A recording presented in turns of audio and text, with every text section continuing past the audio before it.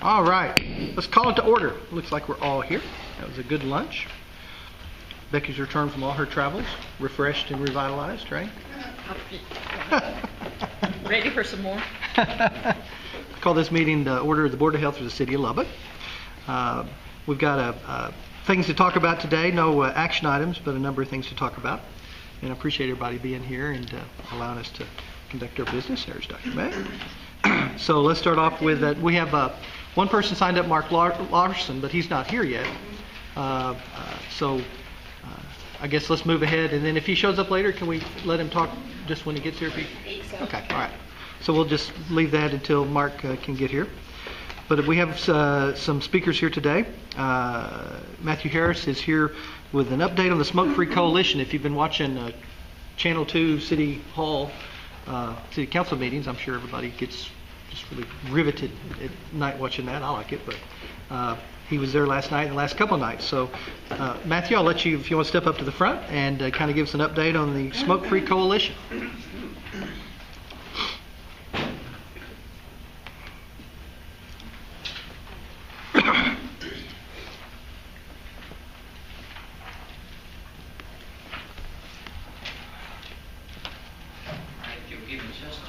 All right. Okay.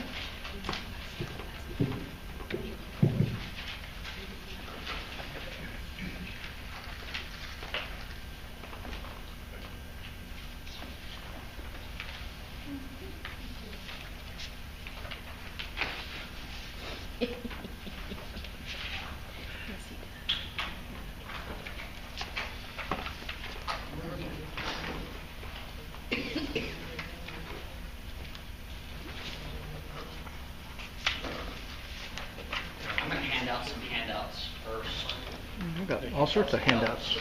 Thank you. They're not putting enough maps, so if you want one, thank you.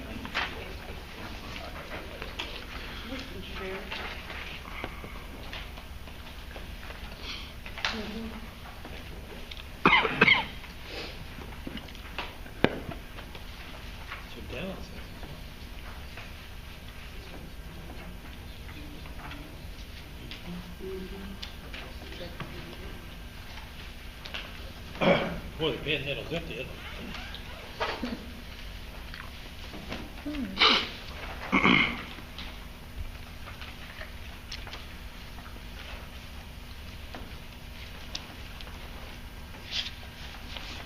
Hey.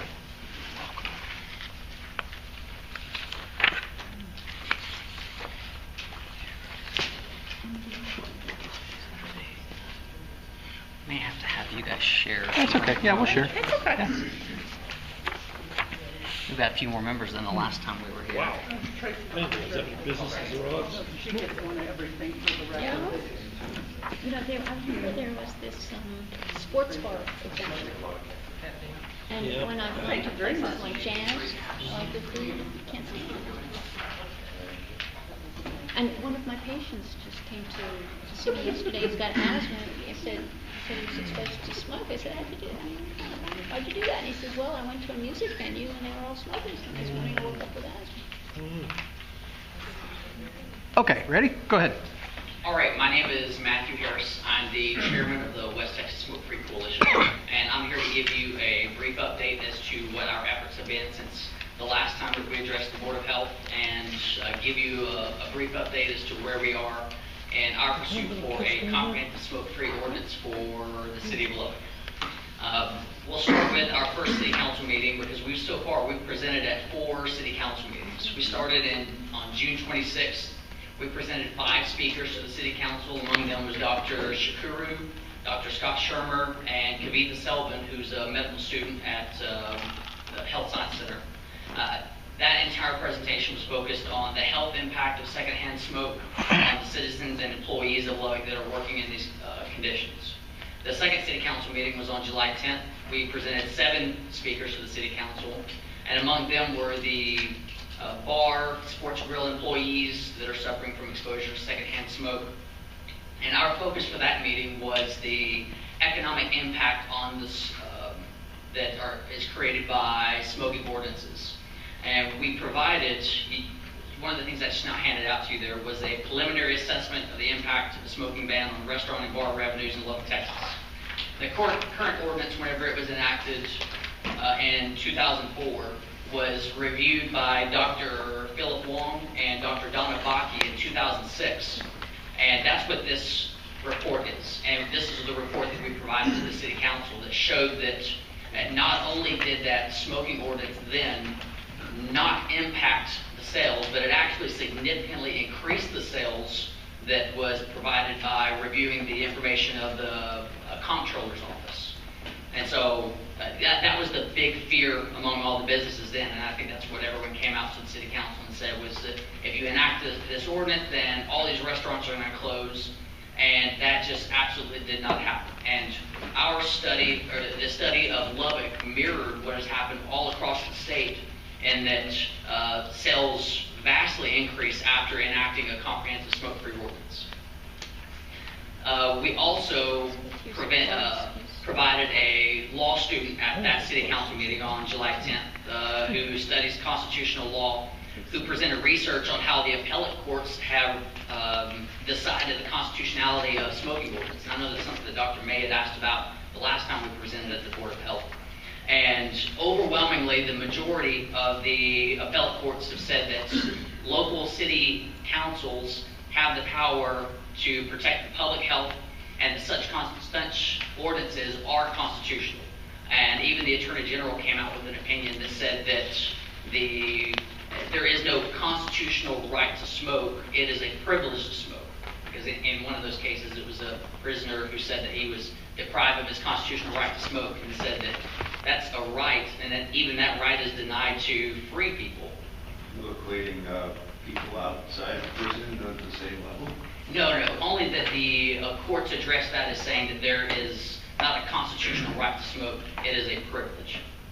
On the third City Council meeting, we presented for the third time on July 24th, and we presented 4 speakers to the City Council. Among them was Dr. Tom Tenner of the Health Science Center of Texas Tech. And at that meeting, I provided an open records request that I got from the City of Lubbock. And you should have that as part of your handout. There's a spreadsheet of 167 businesses in Lubbock that have received permits to allow smoking just within the last year.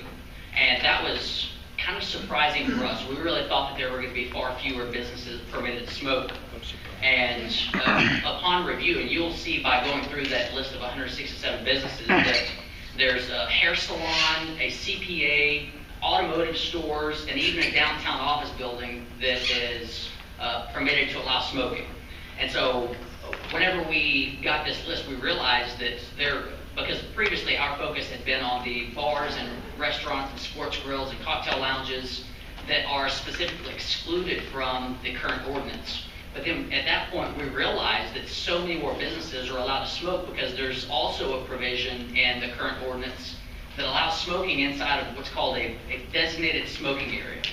If you've ever been to a restaurant that allows smoking, they call it a fishbowl. That's something that's glassed off, walled off. And the studies that we've found say that ventilation methods are not sufficient to keep smoke within those designated smoking areas. And even within a downtown office building where I work, it's the designated smoking area is in the basement. And whenever I go downstairs to go and check the mail, then I smell the smoke coming out of the designated smoking area, because the smoking area has a drop tile ceiling, much like the one in this room. That is not airtight, and it allows it up into the rafters, which then wafts down into the nearby rooms. So the designated smoking areas is something that kind of caught us by surprise with the review of this list of 167 businesses. The fourth City Council meeting, which was last night on August 14th, we presented 5 speakers. And Kelsey Bernstein, which I'll turn the time over to here in just a minute, she presented 500 petition cards that have been signed by residents and citizens of Lubbock who are in favor of a comprehensive smoke-free ordinance. And she also provided a list of over 700 citizens that have taken action to inform the City Council that they would like to see a comprehensive smoke-free ordinance, whether that's through phone calls, through emails, or coming to the city council meetings.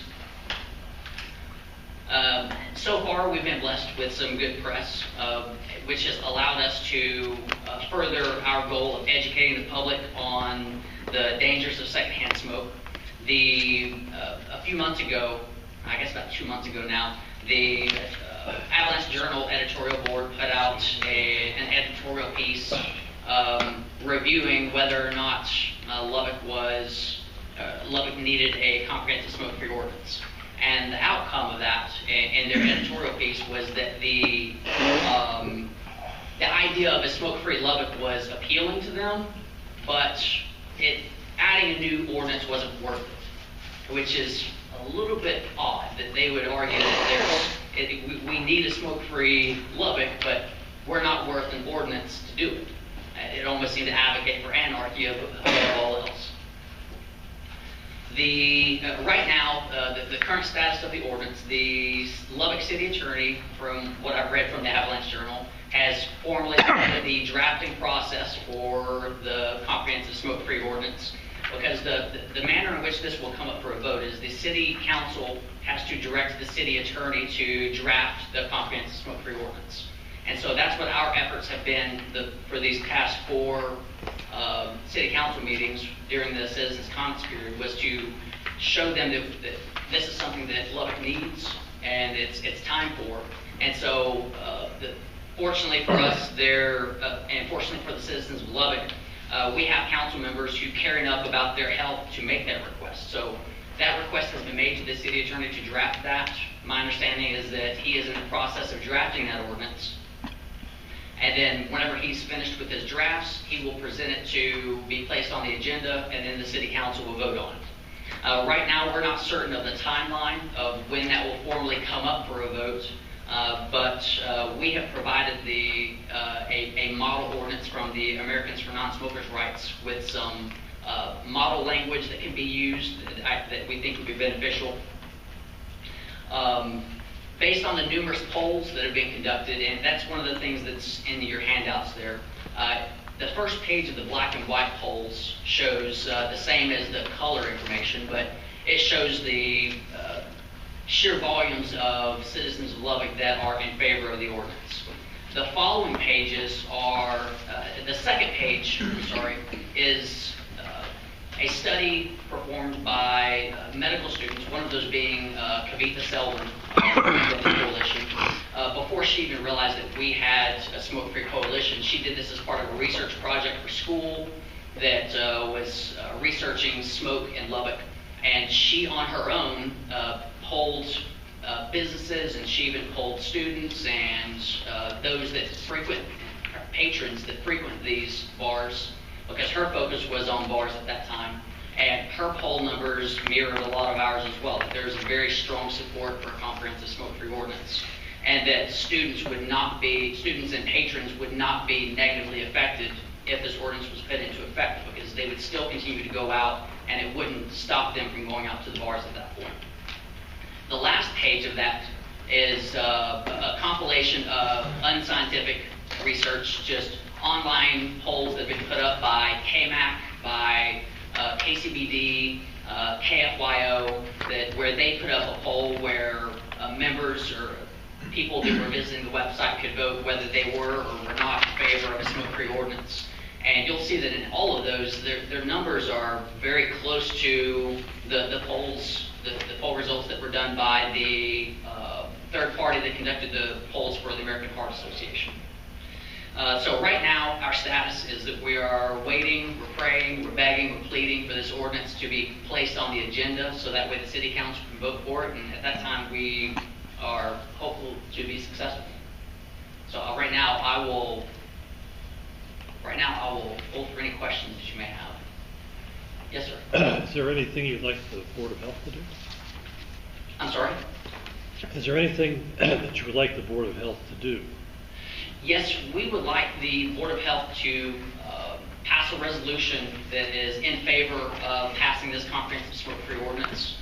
We think that at this point it would be very beneficial for the citizens of Lubbock, and very beneficial for the city council to realize that this is not just a couple of people that are trying to influence our leaders, that this is a community-wide effort, and that the Board of Health, the ones who are here for the purpose of protecting the health of the citizens of Lubbock, also believe that a comprehensive smoke-free ordinance would be beneficial to the health and safety. Okay. Yes, Dr. May. I'm confused on a couple of things. Sure. I'm a surgeon. Smoking does bad things to Oh. people who smoke. I agree. We don't have any scientific evidence that it does bad things to people who don't smoke. The CDC's report is you have to live with a smoker for 30 years before you have any noticeable impact. That's the current CDC recommendation. Why does government think that people are so stupid they just can't make their own decisions? I looked at this list here. There's 3 places I've done business. I go to pay my bills in Santa Claus, work with them. I've never seen smoking in there. I've gone to Guardskis. I've never encountered smoking in there. I'm a member of the American Legion. My fellow veterans, a lot of them like to smoke. They like to smoke together. It's Certainly. like going to the VA hospital rather than another hospital. It's collegiality, coming together, being able to swap stories. Mhm. That's what they do. There's no law against it. If smoking is bad, why hasn't the government banned it? And where in the Constitution does it say that a government has a legal authority to infringe on what you said was a privilege? Well, that's been Right? something You said that's it's a privilege. There There is is been a nothing in our privilege. Constitution that gives any government the right to infringe on their abilities. Smoking, now next, what's going to be? How much soda pop we can drink, how much meat we can eat, how much fat we can drink, how much salt we can put on, how much sun exposure. We're going to all go running around with meters on our head to determine our sun exposure. You know, this is a slippery slope. And you definitely bring up a This very is correct private point. property rights, and the government said, you small people are too stupid to not get a job in a place that smokes, or you're too stupid not to go in a bar. I think that you bring up one very great point that I'd like to address, because frequently I've engaged in a lot of media interaction, and I've been a party to several radio interviews, and one of the questions has been, well, are you going to come after fast food next? Are you going to come after sodas next? Well, the different, are you going to come after alcohol next? And they name off all these things that are bad for us. The difference being that no one has ever died of secondhand cirrhosis of the liver. No one has ever died of secondhand obesity. And that's the primary problem with cigarette smoke, is because if you have 100 people inside of a room and one person starts smoking, 100 people are affected, and 100 people are smoking because of the decisions of one person. And so that's the primary difference. But the 2 major studies that have been done, the World Health Organization study showed that people who are exposed to secondhand smoke have far less incidence of disease and cancer. The British study, which followed that, the only thing that's come out has come out from the Obama administration, somehow imagining, using fictitious means that this has happened. So the World Health Organization, do we trust them? Do we trust the British study that followed, British Medical Journal? These are major studies done over decades. And the CDC says you've got to live with somebody in the same house who's a smoker for 30 years before you have any impact, any noticeable impact. Do we discount that? And is it the job of the government to protect people from themselves? I wholeheartedly disagree with the notion that the government exists to protect people from themselves. The government, and I believe it's Ronald Reagan that said it best, the government exists to protect us from each other. And where the government has overstepped its bounds is whenever it attempts to protect people from themselves. And that's what it's doing right here. It's protecting people from each other. You people are too stupid to go into the decide what businesses you're going into. So we've got to tell you what, we've got to regulate what goes on in that business. Unfortunately, there are always going to be, these jobs exist where people are exposed to secondhand smoke. And if we make the argument that they have the choice to leave that job, that vacancy must be filled by the next person. And someone else will come in and take that job, and then they become exposed to that secondhand smoke. And so if they make the choice to leave, someone else will. So eventually we will get down to the person in the most dire of straits that needs that job, that doesn't have any other options. And so that job must be filled, and not all the businesses in Lubbock are owned or by local operators. They're not locally owned. So the business is a corporate decision that's made by some large corporate entity in another city that's not here in Lubbock. They don't see the faces of Lubbockites that are suffering from exposure to secondhand smoke. For the purpose of our meeting, why don't we go ahead and since you bring up the issue from Dr. Reed about the resolution, and in order for us to get to the other matters, I'd suggest that afterwards I'd be happy to visit with you, and we'll see about we can bring a resolution, and then bringing a resolution to the floor, then we'll have a chance to debate the merit of whether or not we support it. Do you have any other questions for Mr. Harris? Nope. All right, seeing none, thank you very much, sir. Thank you. I appreciate you having me. All right, Dr. Epstein, anything new on oil and gas? No, there is no news so far. No? We have not received a draft copy of the ordinance for review. I know the oil and gas. Drill. I'm sorry? Drill. Right. Now, I was driving through Artesia, New Mexico at midnight about 2 weeks ago, and it was lit up with all of the batteries and flares, and so obviously it's This is a major area. lot of business. Joy, has anything, do you know of anything that's coming out? I just rather know to check and see what the ordinance I haven't heard is, anything. because that's been I think it was a month at least. About April since I think y'all did April anything. or May. May. There was supposed to be a final meeting in April that went until May. And then I'll we find out. heard, we were supposed to receive the next step was to be done by email. I received nothing. What I have heard is that we should expect something in late summer or early fall. Okay. There is, by the way, Texas Tech is putting on a conference about impacts and technology of oil and gas development on September 4th and 5th. Very good. Anything else on oil and gas subcommittee? Nope. All right. On 3.3, update on resolution regarding synthetic drugs. The developments there is I spoke earlier this week with John Grace from legal, and he's going to arrange a meeting between myself, he, and Roger Cox, who's head of narcotics for LPD, to kind of talk about the thrust of their presentation or their strategy right now is on deceptive trade practices with these businesses. And apparently from the earlier raids that they had about 2 months ago, it's driven it out of the shops, but now there is a concern about they're selling it out of the trunk of the cars. But apparently that doesn't change the issue of deceptive trade practices.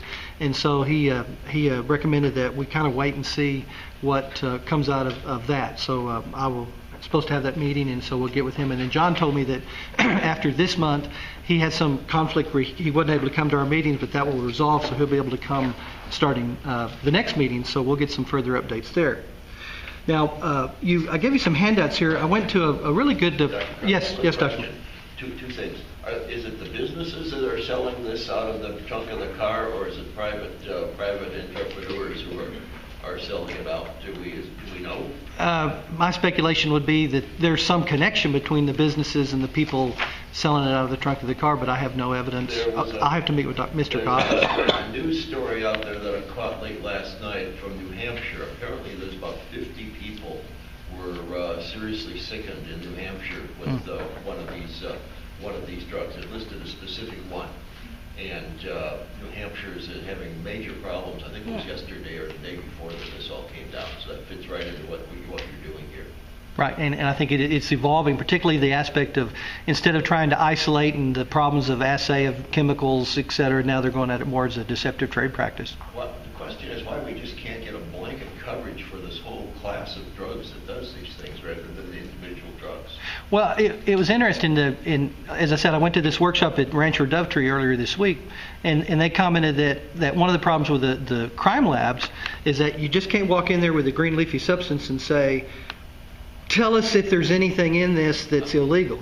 That you have to go in there and say, we've got evidence that there is this agent, JWH, whatever, and then they can test it, but that's part of the problem of the assay portion of it. And since they keep changing it, at the workshop I was at on Tuesday, the person who was a chemist with one of the drug labs was talking about how easy it was to just change one little tweak and you have a whole different drug.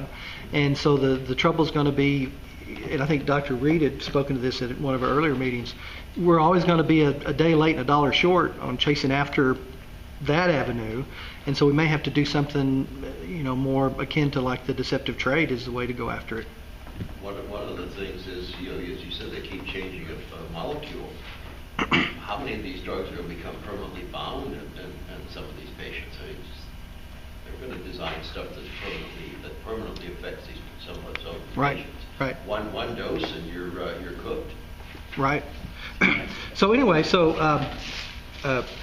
what I handed here was I wasn't able to get the presenter's PowerPoint, but so I took her PowerPoint and just cut it up and then gave you hers. And there were a couple of drugs in there and sort of trends that she talked about. And so I'll let you look through it in terms of some of them, and then like Dr. Reed is our resident chemist here, as you see, something of note.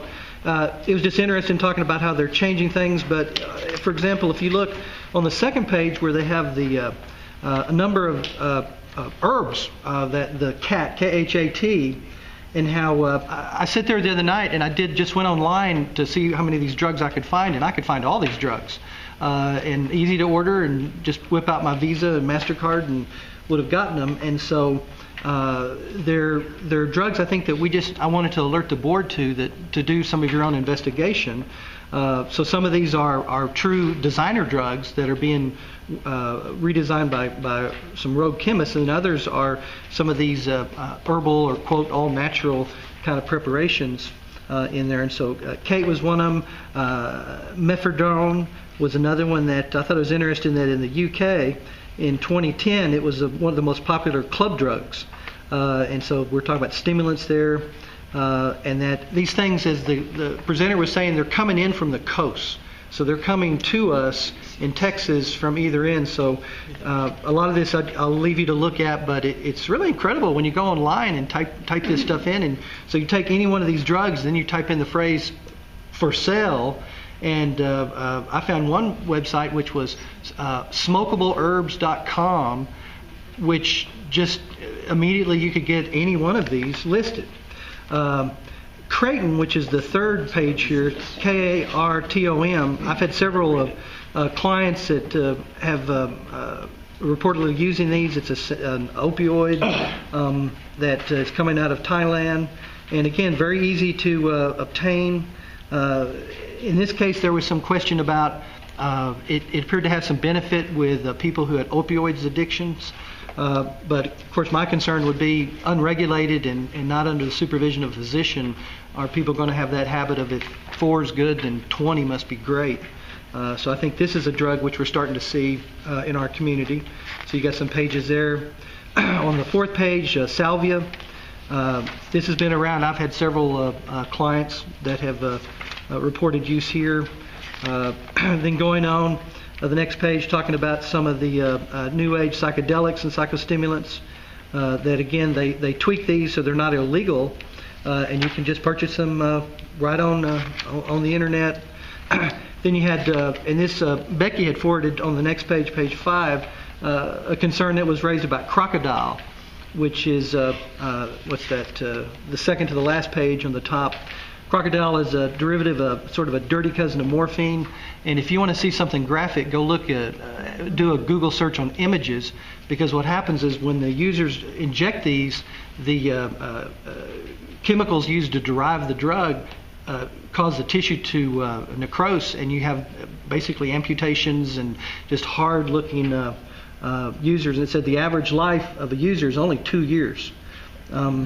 Then I found this interesting about alcohol without liquid and dry ice smoking alcohol. That, in fact, I went on a website called collegeparty.com where you found they had a little ball, a glass ball, and underneath it was like a tea candle. And what it talked about was, so you take an ounce of alcohol and you pour it in there, and then you light the candle, and the candle vaporizes the alcohol, and then you breathe in the alcohol. And the problem with ingestion of alcohol that way is that when you drink it, your body has the ability to reject it by nausea and vomiting. But when you breathe it in, it goes directly to the bloodstream and bypasses that short circuit, which can definitely result in alcohol intoxication and kill you. And then the other one was dry ice smoking, where you put it in, you can see the little picture there, a liter bottle with dry ice in it, and then you just pour the alcohol over it. It vaporizes, and then you can breathe it in that way. And there's even now a powdered alcohol called Pacanol that it's being purported they're trying to get it licensed so that people who, for example, if you want to go backpacking and don't want to have to carry your beer in a cooler, you can just carry it in this little powdery, and yet again I can see the problems of people's creativeness to do something with that. But again, I thought it was interesting that on that college party website that this little device cost all of $30, and so having been the head Greek advisor at Tech for 7 years, I can tell you that if it's there, there's going to be somebody wanting to try it out. So we might need to look at that, as well as on the very last page, some of the efforts now to concentrate THC. One of them was what they called dabbing, which involved butane hash oil, where you take butane and force it through a tube through marijuana. And the trouble is, so it comes out like 70 to 80% THC, but it also has a tendency to explode. But again, the concentration is there, and Just so extraction? Just extract the THC? yeah, apparently the butane. I mean, you guys know better than me, but apparently the butane is more of a solvent which pulls out the oil, which then they can have the much higher concentration. It's just in the course of the production, you're using these highly volatile substances that have a tendency to catch fire and blow up. Are they breathing this in, Dr. Carter? No, from what I understand, they create the paste and then they smoke the paste. So the paste is created from the butane extraction? Would that be a fair statement? For which compound? For like a THC, so you take marijuana and you subject it to some sort of petrochemical and it distills out an oil, pulling the THC out of it. Yeah. Butane honey oil. It could be Well, I don't know pure. why anybody wouldn't smoke earwax. Well, but it kind of goes back to the crocodile. I can tell you as a psychologist that if there was a product sold that said this will absolutely kill you dead the first time you use it, there's a percentage of the population that says I got to get me some of that. Oh, beer. Okay. Now the last thing is. Found an example of things pretty stupid. That's that Darwin Awards. Okay, now this is interesting. I had a mother come in and bring this to me the other day, and this is, you see a separate page here called All Natural Botanical Blend. And two things I call your attention to is I pulled off a list of the ingredients off of this packet, and they're all different herbs, although, again, the issue I see is what concentrations, and then like one of them it said the colt's foot can create liver failure, and I mean, I've heard of people, Dr. Epstein, you'd mentioned the people using some of these, but I don't know about them smoking them. Right. And then the amounts of them. And then I thought it was particularly interesting the label on the back of this, which I did word for word down there, that made a point of again, convincing people this is a natural, it was their capitalization, is a natural product legal everywhere. And then that about the middle of there it goes, it does not contain marijuana, not offered as legal marijuana, synthetic marijuana, marijuana alternative, legal high, herbal high, or anything else. Doesn't contain synthetic cannabinoids or research chemicals. And yet I kind of wonder, is this kind of the next thing? Because when you go find these are what they call legal buds. And so you can find, and they look a lot like your traditional kind of marijuana buds, but they're obviously just different herbs kind of squeezed together, but there's no regulation of them because it's not, again, well, I mean, other than the disclaimer here, I don't guess there's really much you can do about it. But I have a concern about people thinking, well, this is all legal, and but some of those ingredients look like they might not be the best thing for you. So, okay. And you can't operate vehicles with the jury. Well, and she says her son, it wipes him out. Whether he uses it, but she also said that at least he's not having seizures like when he was doing synthetic marijuana. So, but this is hitting our neighborhood. The other comment I'll have, and then if there's any other discussion, is this got me to thinking that one of the problems that when I was talking to people out of Dovetree, and we've talked about this before as a board, we don't really know. I mean, we hear from the ERs that we have 2 to 3 presentations a day in this city to the emergency rooms. Do you think it possible, could we draft a form and reach out to because there's only a few contact points that I think that people who use these drugs would come into contact on emergencies. You think we could draft a form that we could then approach the ER at UMC and Covenant and ask them if these people come in, if they could, for example, give us not anything that's a HIPAA violation, just say age, gender, ethnicity, what the drug brand name was if they know, what the drug generic chemical name was if they knew, and maybe just a little short list of symptoms like, palpitations, tachycardia. Does anybody see any reason why that we couldn't possibly get them to fill out those forms so we could find out which of these drugs are starting to show up? What do you think? I think you get into research problems with having to go through committees. The IRB would have to. Yes, it would have to go through the IRB. It's a medical record. I mean, this information is the sort of thing that would be abstracted from a medical record. It wouldn't fall under. Through an IRB. It wouldn't fall under public health. Well, No, they're not. If you're dealing with people, you still have to. you'd have to go to an IRB. Okay. Yeah. Okay. All right. Well, let me investigate and see how many hoops it might take to do that, because I think that I'd like to find out more of. I mean, for example, we hear the trend that bath salts are in the decline. I'd be curious to know if that's so. Talk to Dr. Cook. Okay. He would be a good starting point. Where's he going? Oh, that's right, yeah. Okay. Okay. Any other comments or questions? I have one question Yeah. for the medical expertise in here. What is Yohimbe-like effects? Yohimbe. Oh. Which page is that? That's an ergot alcohol, isn't it? It's on the pharmacology under It's Creighton. isn't it pure antimuscarinic? Is it the opposite of zombie? Oh, man, now you're The really description good. there, I don't know. I I'll just have wondered to if that look was a that real up. term or not. It's Yohimbe, where is that? Under pharmacology? Page. It's like, yeah, the third page. Okay. So we will research that and find out. I'll Google it. Okay. Any other questions about all this? Just I want to keep this in front of the board because I think it's an evolving kind of issue. Because as Dr. May has alluded, it's like the whack-a-mole. As we get them out of this one place, they're going to come back somewhere else. And it was just amazing to me that it was so easy to find online and get delivered right to your door, and all sorts of different compounds and preparations. And I think we need to be prepared for people to start showing up in our emergency rooms with some of these things. Can you have to order the powdered alcohol online? No, I'm just curious if there's any restrictions on it. Yeah. Well, I believe I remember the news. It was talking about this one fellow that's invented it, that he's trying to get it. I don't know if it was approved or if he's actually marketing FDA, it. it's still an FDA. Still an FDA? It's Okay. still tied up in FDA because they're not sure what to do with this. Because this has to be some type of, this can't be pure alcohol that's dehydrated, right? This is gonna have to be some bound to something in order to dehydrate it, I would think. Steve, what do you think? I mean, you just can't, Yeah, that ethanol has to be bound to something, but it has to be bound to something. Well, he invented some process. Yeah, he invented some process so the alcohol is still active, but then the question is, if you bind it to something, how long does it stay active? Which is this? The powder alcohol. Oh, that's a compound that was actually been used in the wine industry for ages and ages.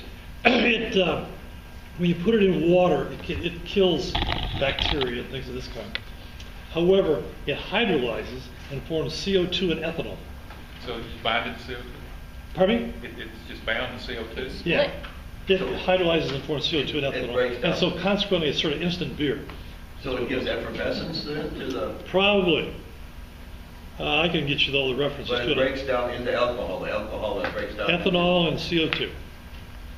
This goes right with water. I forget the name of it. It's I think it's ethyl formate or something like that. It's a scientific name. Okay. So just if you want to have an interesting Google search, Google any of this and be kind of surprised as I was at the stuff that pops up. All right. Anything Actually, else it's used in there? the Champagne industry. Pardon me. Is it? Okay. All right. Now, Dr. Reed, you want to go back to the Smoke-Free Coalition? Yes, I just wanted to review the secondhand smoke again. I went to the CDC website, and on the CDC website under secondhand smoke, it says the following. Exposure to secondhand smoke from burning tobacco products causes disease and premature death among non-smokers. There is no risk-free level of secondhand smoke, and even brief exposure can cause immediate harm.